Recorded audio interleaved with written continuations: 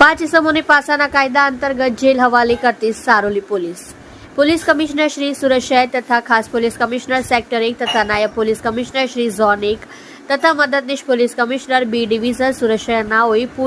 પ્રોહિબિશનના ગુનો કરવાની ટેવવાળા ઇસમો ગુનો કરતા અટકાય અને ગુના ઉપર અંકુશ રહે તે સારું પ્રોહિબિશનમાં પકડાયેલ ઇસમો વિરુદ્ધ પાસા દરખાસ્ત કરવા સૂચના કરેલ હોય જે સૂચના અને માર્ગદર્શનના આધારે police inspector Shri SR Vekariya Saroli police station Surat શહેરનાઓએ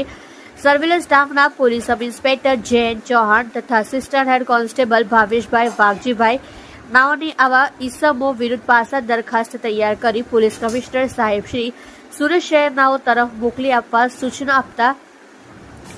કુલ 5 દરખાસ્ત તૈયાર કરી પોલીસ કમિશનર સાહેબશ્રી તરફ મોકલી આપેલ છે. તવા પાસા દરખાસ્ત પોલીસ કમિશનર સાહેબશ્રીનાઓ દ્વારા મંજૂર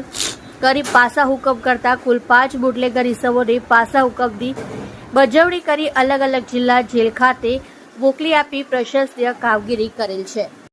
જેમાં સારોલી પોલીસ દ્વારા પાસા અટકાયત કરેલ દિલીપભાઈ રમેશભાઈ ઘરટે પાટીલ, રાજેન્દ્ર ઉર્ફે રાજુ કૈલાસ દેવીસ પાટીલ, જીતુભાઈ ભાડાભાઈ જિંજાળા, રવિકુમાર ઉર્ફે રાહુલ ગોપાલાલ ચંદેલ, મહેન્દ્ર રમેશભાઈ ઘરટે પાટીલને રાજ્યની જુદી જુદી જેલોમાં રવાના કરાયા છે.